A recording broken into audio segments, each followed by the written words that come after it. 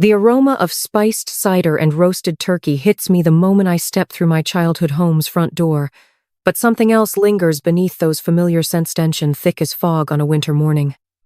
In the living room, Mom stands at the head of the dining table, her fingers drumming an uneven rhythm on the polished wood while relatives cluster in hushed conversations around her.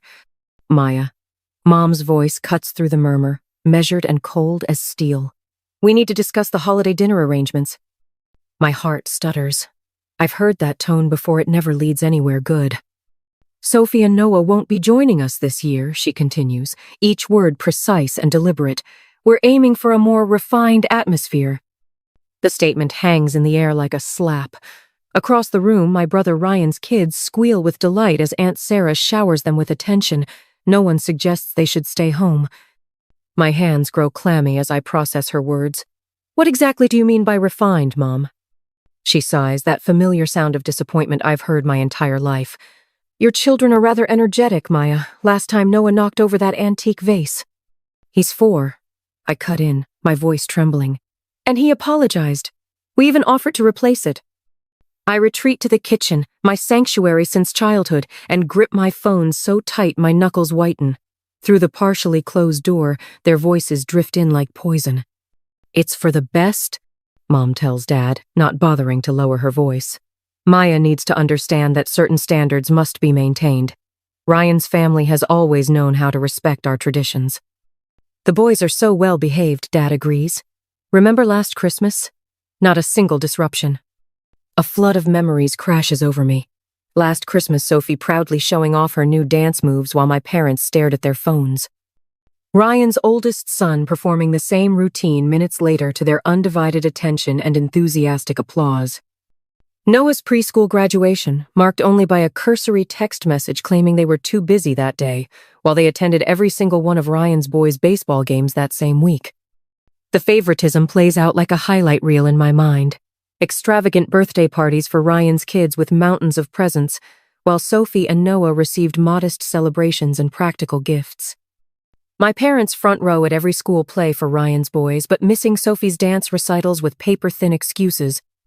The way they lavish praise on Ryan's children for basic manners while scrutinizing my kids' every move. Ethan appears in the doorway, his presence steady and grounding. He doesn't speak, doesn't need to.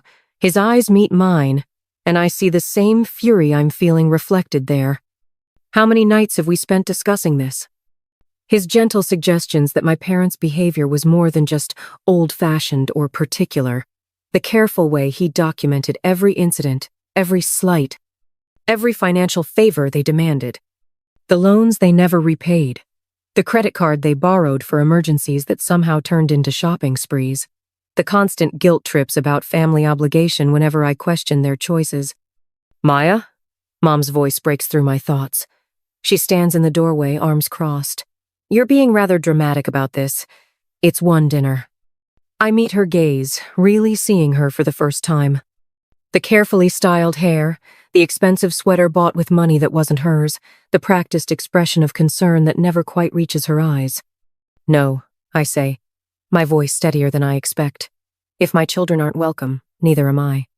Don't be ridiculous, she snaps. If you can't understand why I understand perfectly. I stand, my chair scraping against the tile. I understand that you've never seen my children as equals to Ryan's.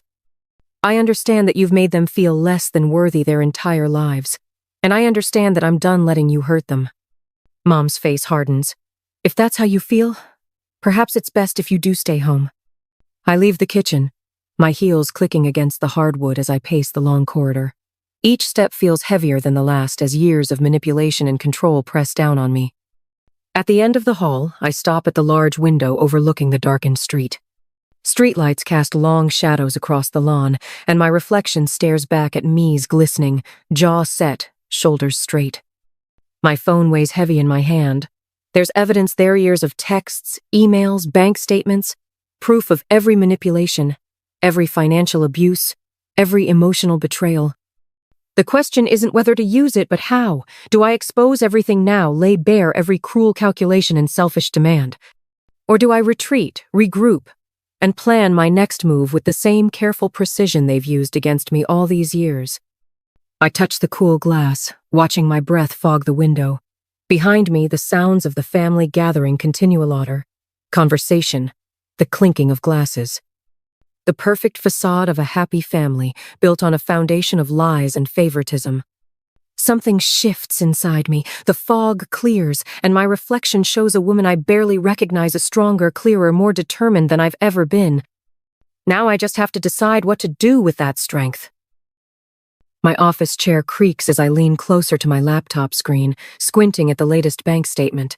The numbers blur together until I blink, and suddenly they snap into horrible focus. My heart stops. 93, 0. The figure glows accusingly on my screen as I scroll through transaction after transaction. Designer boutiques, high-end restaurants, furniture stores.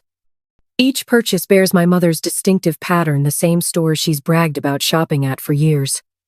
No, I whisper, but the evidence doesn't disappear. My hands shake as I click through to older statements. There it is, a clear trail of unauthorized charges stretching back months. Years. Each one a betrayal, each one a knife in my back. I hit print, the whir of the machine unnaturally loud in the stillness of my home office. While the pages emerge, I create a new folder on my desktop. Label it Proof. My cursor hovers over the name for a moment before I click, making it real, making it permanent. The phone feels heavy in my hand as I punch in my mother's number. My printed evidence sits beside me like a silent witness. 1 ring, 2, 3. Maya? Her voice carries that familiar note of mild irritation, as if I'm interrupting something important. What is it now? The credit card, Mom. My voice trembles despite my effort to keep it steady. $93,000? A dismissive laugh crackles through the speaker. Oh, that. It's just a card, sweetheart. You know your father and I have some expenses. Expenses? The word comes out sharp enough to cut. You used my card without permission. For years. Don't be dramatic. She sighs, the sound so practiced it might as well be scripted. This is what family does. We support each other. Your brother Ryan understands that. Ryan? I grip the phone tighter. What does Ryan have to do with this? Well, he agrees that family should stick together. He's always been so good about helping us out financially. Her tone turns honeyed, poisonous. Though of course he has those baseball league fees for the boys. My free hand balls into a fist as memories flash through my mind. Ryan's new car last year, the renovation on his house, the lavish parties for his kids, all while my parents racked up debt in my name. This ends now, I tell her, my voice steadier than I feel. I'm canceling the card. Maya Elizabeth Carter, don't you dare. I end the call, my hand shaking as I lower the phone. The room spins slightly as I process what just happened, what I just discovered. My tablet sits on the desk, and I grab it, pulling up my message history with my parents. There it is, all of it. Every guilt trip about family obligation. Every time they dismissed my concerns about money. Every instance of Ryan defending their behavior, his messages dripping with sanctimonious lectures about family duty. The evidence fills my screen, damning and undeniable. I highlight particularly telling passages, my finger trembling slightly as I mark each one. Linda's manipulation, Robert's enabling. Ryan's betrayal, each piece fits together like a toxic puzzle I'm finally seeing clearly. A soft knock at the door makes me look up. Ethan stands there, his face a mirror of my own concern. He doesn't speak, just moves to my side and places a gentle hand on my shoulder. The weight of it grounds me, reminds me I'm not alone. Coffee? He asks quietly, and I nod. 20 minutes later, we sit in our favorite cafe with 2 of my closest friends, Sarah and Jamie. The familiar scent of roasted beans surrounds us as I show them the evidence on my tablet. Classic financial abuse, Sarah says softly. She survived her own toxic family dynamic years ago. You have to shut this down, Maya. Jamie nods, her expression fierce. We've got your back. Whatever you need. That evening, I sit at my desk again, my hand hovering over my phone. The credit card app is open, the cancel card button waiting for my touch. This small act of defiance will change everything. I press it. The confirmation screen appears, and I feel a surge of something like power. It's a small victory, but it's mine. My fingers fly across the keyboard as I continue organizing the evidence. Screenshots, bank statements, emails. Each file gets carefully labeled, dated, annotated. A notification pops up on my phone, a newly discovered folder titled Secrets. My breath catches as I open it. Voice messages, texts, hidden correspondence between my parents discussing their plans to maintain control over my finances, to keep Sophie and Noah at arm's length while lavishing attention on Ryan's children. I stare at the screen, my heart pounding against my ribs. These messages aren't just evidence of financial abuse, they're proof of every suspicion I've ever had about my family's true intentions. The question now is, what do I do with all of it? My phone buzzes for the 10th time today. Another notification from Mom's latest Facebook post. Sometimes the most ungrateful children are the ones you've sacrificed everything for. The comments roll in sympathetic responses from family friends who've known me since childhood. Now TS cake skiing at my supposed selfishness. I scroll through the flood of notifications, my jaw clenching tighter with each passive-aggressive jab. Photos from last Christmas appear on my feed, carefully curated moments that paint a picture of family harmony. Mom's caption drips with calculated sweetness. Missing our loving family gatherings. Some people forget the meaning of gratitude. Turn it off, Ethan says quietly, reaching for my phone. His fingers brush mine, steady and warm. You don't need to watch this in real time. I need to know what they're saying. My voice comes out harder than intended. They're trying to destroy my reputation, Ethan. The whole town's eating it up. Through the window, I spot Mrs. Henderson from next door, averting her eyes as she hurries past our house. Just yesterday, she'd been chatting with Mom in the driveway for over an hour, their heads bent together like schoolgirls sharing secrets. The familiar weight settles in my chest, that mixture of rage and helplessness I've carried since childhood. But this time, something else rises with it, something that feels like steel in my spine. I'm done, I say, standing so abruptly my chair scrapes against the floor. I'm done letting them control the narrative. I grab my purse and car keys. Ethan doesn't ask where I'm going, already knows. The drive to my parents' house takes 7 minutes. Each turn of the wheel feels like clicking another piece into place. The family dinner is in full swing when I arrive. Through the dining room window, I see them arranged around the table like a Norman Rockwell painting. Mom at the head, Dad to her right, Ryan and his perfect family filling out the rest of the seats. The empty chairs where my children should be stand like accusations. The door isn't locked. It never is during family gatherings. Keeping up. Appearances matters more than security in this house.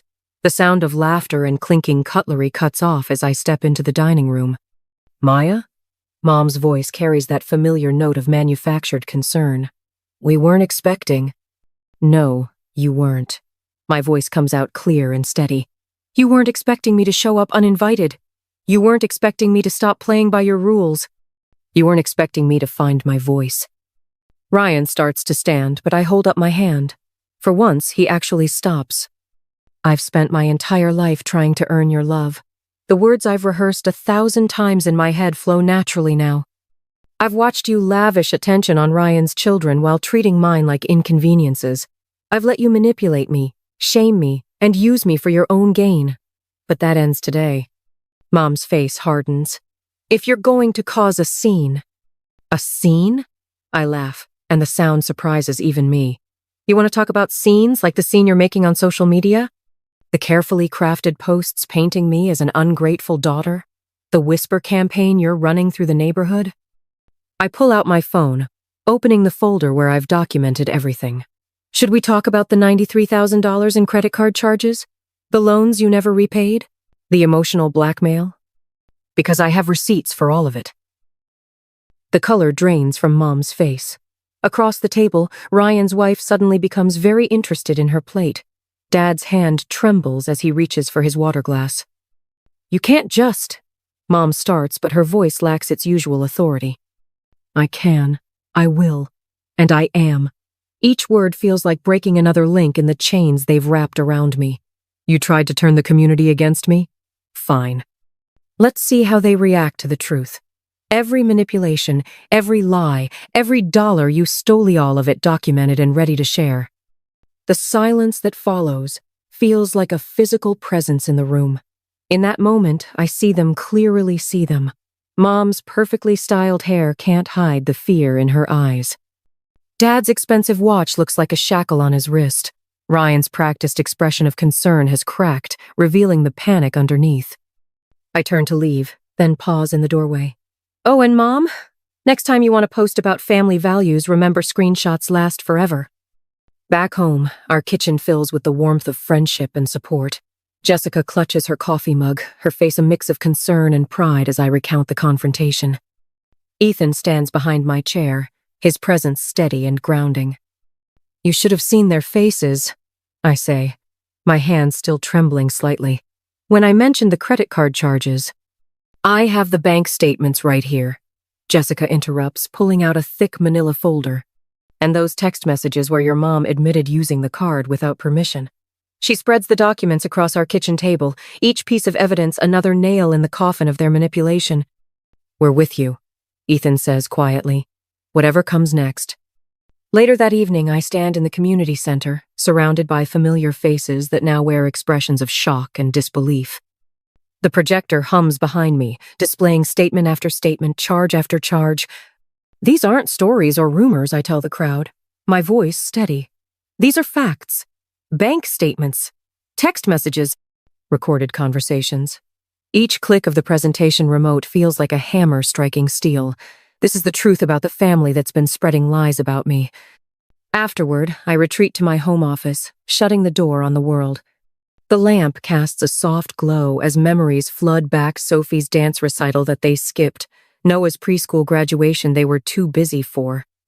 Countless moments of subtle cruelty wrapped in smiles and excuses. My hands move automatically, creating new folders on my laptop. Each piece of evidence finds its place: financial documents in one, text messages in another, social media posts in a third. I back everything up to an encrypted cloud drive, then a physical hard drive. No chance of losing any of it now. The notification sound makes me jump. A new email from an unfamiliar address sent to my old account. The subject line reads, Carter Family Trust Confidential. My cursor hovers over the attachment. Final Truth PDF. I click, and my screen fills with documents I've never seen before. Emails between Mom and her business partner discussing plans that go far beyond mere financial exploitation. My heart races as I scan the contents, understanding blooming like ice in my veins. This isn't just evidence of their manipulation, it's proof of something much darker, something that could change everything.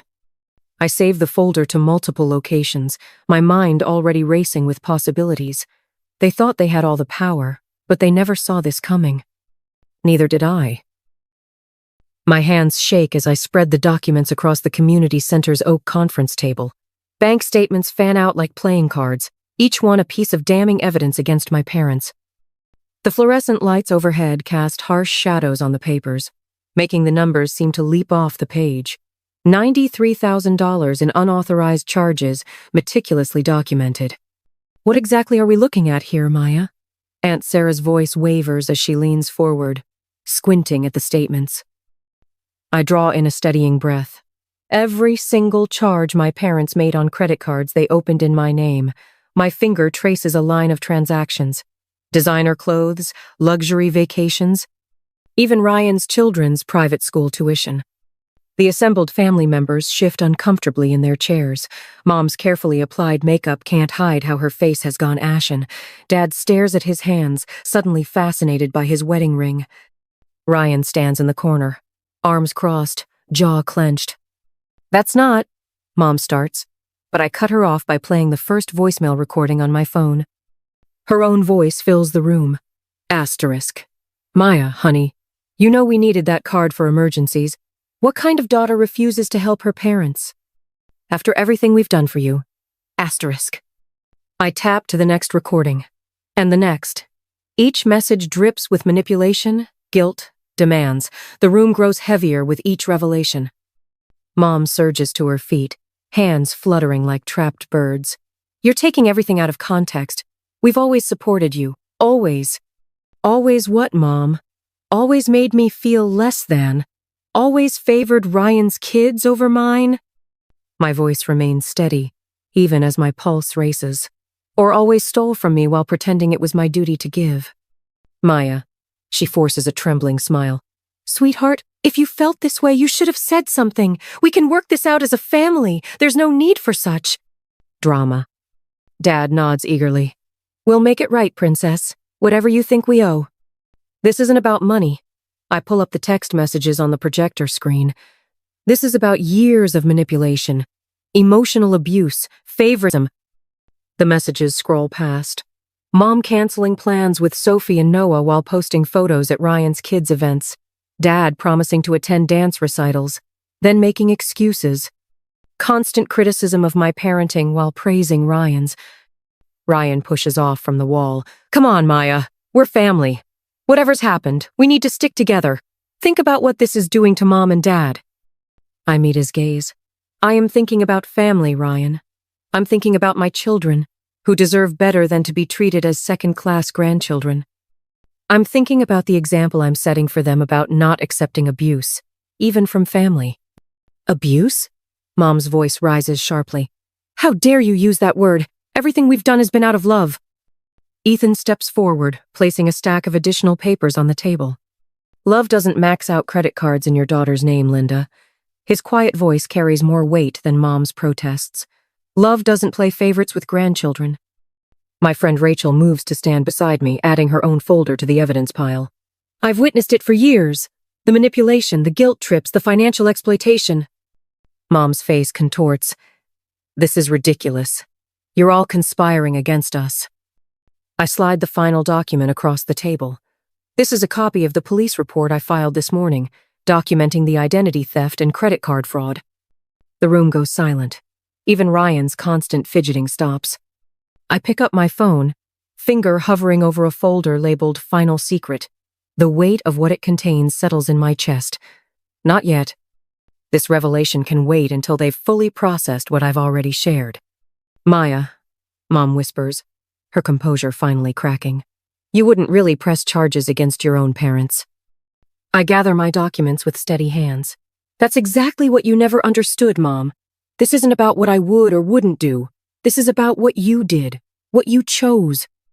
Every time you favored Ryan's family, every time you manipulated me, every time you stole from me. I zip my laptop bag closed, the sound sharp in the stunned silence. The question isn't what I'm willing to do. The question is, what were you willing to do to your own daughter? The room erupts in murmurs as I walk toward the door. Behind me, Mom's protests mix with Dad's placating tone and Ryan's accusations. But for the first time in my life, their voices don't have the power to make me turn back. The Civic Center's fluorescent lights cast harsh shadows across Mom's face as she steps up to the microphone. Her designer blazer, probably purchased with my credit card, is immaculate, her expression a perfect mask of maternal concern. We're deeply worried about our grandchildren, she says, her voice trembling with practiced emotion. Maya's behavior is. She pauses, dabbing at her eyes with a monogrammed handkerchief. We just want what's best for Sophie and Noah. My fingers curl around the manila folder in my lap. Inside are bank statements, text messages, and recorded conversations, a paper trail of betrayal spanning years. Next to me, Ethan's hand finds mine, his grip steady and warm. As grandparents, we have rights. Dad chimes in, his voice carrying across the packed room. Legal rights that ensure we can maintain a relationship with our grandchildren. Maya needs to understand that her actions have consequences. A murmur ripples through the crowd. I catch fragments of whispered conversations. Such devoted grandparents, and why would any mother deny her children? The community meeting continues as Mom and Dad orchestrate their performance. They've always been good at this, spinning narratives, manipulating perceptions. I remember how they'd praise Ryan's kids for the same behaviors they'd criticize in Sophie and Noah, how they'd shower his family with attention while making my children feel like uninvited guests. My phone buzzes, another message from their lawyer hinting at the costly battle ahead if I don't see reason. They know I can't match their resources in a prolonged legal fight. They're counting on it, but they don't know what I know. I stand, my heels clicking against the polished floor as I approach the podium. The folder feels heavier with each step, weighted with years of documented abuse and manipulation. Mom's smile falters as I pass her, a crack in her perfect facade. I'd like to address the claims my parents have made, I say, my voice steadier than expected. The microphone picks up every word as I begin methodically laying out my evidence. First, the bank statements. Over the past 5 years, my parents have made unauthorized charges totaling $93, $427 on credit cards opened in my name. I project the documents onto the screen behind me, each transaction highlighted in damning yellow. Here's a $3,000 charge at Nordstrom. Here's $5,000 for a vacation I never took. Here's $2,500 for furniture I've never seen. Mom's face drains of color as I continue. And here are the text messages. I scroll through screenshots, her own words condemning her. Asterisk. Don't be selfish, Maya. Family takes care of family. Asterisk and asterisk. If you can't help your parents financially, what kind of daughter are you? Asterisk. The room has gone silent. Even the usual shuffling of papers and clearing of throats has ceased. My brother Ryan shifts uncomfortably in his seat as I play the voicemail he left last Christmas. Asterisk. Mom and Dad need that money more than you do. Stop being difficult and just give them the card. Asterisk. I move through my presentation with surgical precision, each piece of evidence another nail in the coffin of their manipulation. Years of meticulous documentation unfold before the community's eye-severy guilt trip. Every financial abuse, every emotional manipulation laid bare. This isn't about grandparents' rights, I say, my voice cutting through the stunned silence. This is about control, about financial exploitation, about using their grandchildren as pawns in their manipulation games. The evidence is irrefutable. Bank records don't lie. Text messages don't forget. Voicemails don't change their story. I see the moment the tide turns. It's in the way the community leaders lean forward, in the shocked expressions of people who've known my parents for decades. Mom's carefully constructed image of the doting grandmother crumbles as the truth emerges, stark and undeniable. I've spent years documenting every transaction, every manipulation, every attempt to control my life through financial and emotional abuse. I continue, my voice growing stronger. I'm not here to ask for sympathy. I'm here to expose the truth. The last piece of evidence appears on the screen, a recorded conversation where Mom and Dad discuss their strategy for using my children to maintain their control. Their own voices fill the Civic Center, discussing Sophie and Noah like bargaining chips rather than beloved grandchildren. As the recording plays, I watch my parents' carefully crafted facade collapse entirely. Mom's perfectly composed expression shatters. Dad's confident posture crumples. The power they've wielded for so long evaporates in the harsh light of truth. Behind me, dozens of faces stare in horror at the evidence of years of manipulation. The community leaders who once smiled indulgently at my parents' version of events now look at them with dawning recognition. The whispers have a different tone now: shock, disgust, sympathy for my children. I close my folder, each movement deliberate. These are not the actions of loving grandparents, I say quietly. These are the actions of manipulators who use family ties as weapons, and I'm done letting them hurt my children. The reaction is immediate and overwhelming. Mrs. Chen, who's known our family for 20 years, stands up first. I've watched these children grow up, she says, her voice sharp with disappointment. I've seen how differently you treat them, Linda. How could you? Others join in, years of carefully hidden observations suddenly finding voice. The pristine reputation my parents cultivated crumbles with each new revelation. Social media notifications ping on phones throughout the room as the story spreads. Mom's carefully curated image, the devoted grandmother, the community pillar dissolves in real time. I stand at the podium, watching the destruction of their social facade. This is more than exposure, it's liberation. Each shocked gasp, each disapproving murmur, each sharp intake of breath is another brick falling from the walls they built to contain me. Maya, Mom's voice cuts through the chaos, desperate now. You're misrepresenting. Number? My voice rings out, clear and final. I'm done letting you twist the truth. I'm done letting you manipulate my children. I'm done letting you control our lives through guilt and financial abuse. Each word lands like a physical blow, making her flinch. This is my symbolic slapknot with hands but with truth. The room falls silent as I gather my things. In this moment, I am neither victim nor victor. I am simply free. But as I step away from the podium, my phone vibrates. A message from an unknown number. Asterisk. The game isn't over, Maya.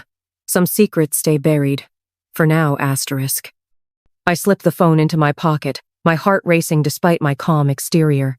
The truth is out, but something tells me this isn't the end. It's just the beginning of something else entirely. The evening sun warms my face as I settle into the white wicker chair on our new porch, my fingers wrapped around a steaming mug of chamomile tea. Sophie's laughter rings clear across our yard as she chases Noah through the sprinkler, their wet footprints marking temporary paths on the concrete. Water droplets catch the light, creating tiny rainbows that dance around my children like protective spirits. Ethan leans against the porch railing, his quiet presence as steady as always. When he catches my eye, his smile holds all the understanding we've built through years of fighting this battle together. He doesn't need to say anything, we both know how far we've come. "Mom!" Sophie calls out, her dark curls plastered to her forehead. "Watch this!" She executes a perfect cartwheel through the spray, landing with the grace of a gymnast. Noah immediately tries to copy her, resulting in more of a cheerful tumble. My chest tightens, but not from anxiety this time. This is different of fullness, an abundance of something I never felt in my parents' presence. Pride, joy, unconditional love.